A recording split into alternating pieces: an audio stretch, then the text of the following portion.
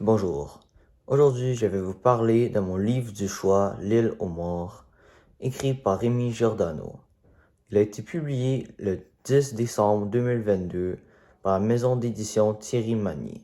C'est la plus nouvelle œuvre par Rémi Giordano. Rémi Giordano est un auteur français peu connu qui exerce dans le domaine de la création audiovisuelle en tant qu'assistant réalisateur, scénariste et même acteur. Depuis qu'il est jeune, il est captivé par le cinéma et la littérature. Donc, beaucoup de ses œuvres sont basées sur son adolescence en tant que spectateur. En 2009, il publie son premier roman aux éditions Cygne, nommé Fleurs sauvages. Il a aussi écrit des romans pour la jeunesse comme Mamamour et Sirène de légende en 2020. Au début du roman L'île aux morts, Camille s'enfuit de l'île de Groix, son île natale, après sa graduation, à cause d'un événement terrifiant, la mort de son amie Laura. Un an plus tard, elle est forcée de revenir sur l'île à cause de la mort de sa grand-mère. Arrivée à l'île, elle se rappelle des souvenirs qu'elle voulait oublier pour toujours. Elle et ses 5 amis étaient les seuls à connaître la vérité sur la mort de Laura.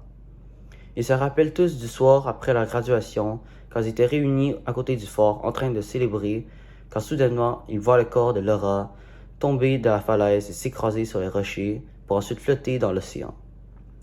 Après le funérail de sa grand-mère, elle se réunit avec 2 de ses amis, Tomek et Aminata. Ils discutent d'une décision importante, de s'ils veulent dire la vérité aux autorités ou pas. En revenant chez elle de la discussion, Camille se fait poursuivre par un inconnu. Elle se précipite chez elle et se cache dans son garde-robe. Elle entend l'inconnu entrer dans sa maison et soudainement il y a un silence total. Jusqu'à qu'elle pensait qu'elle était finalement libre, elle sort de sa cachette et se fait poignarder. Suite à ces événements, l'ami à Camille, Théo, décide de venir sur l'île pour pouvoir trouver le coupable. Réussira-t-il cette quête? À voir dans le roman.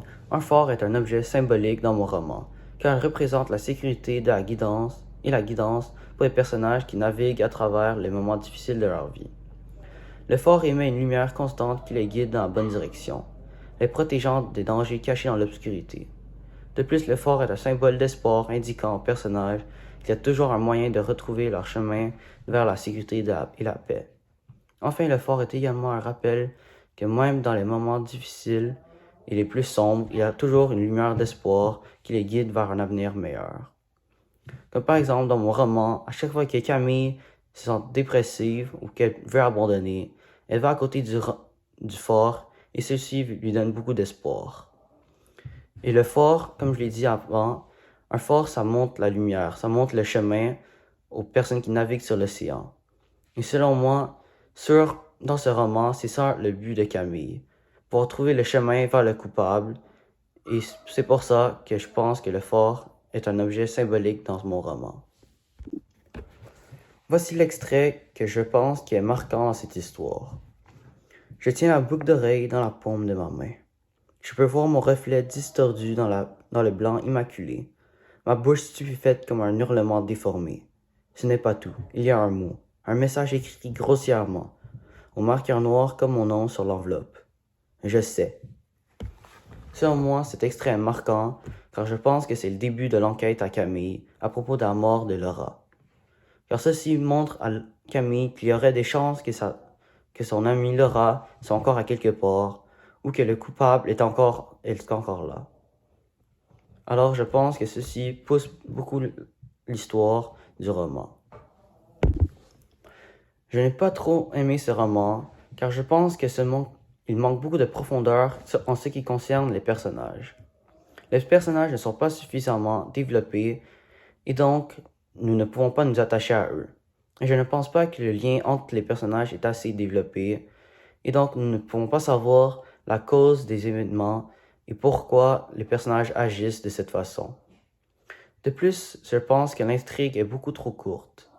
C'est qu'il ne laisse pas assez de temps pour explorer les thèmes de façon approfondie.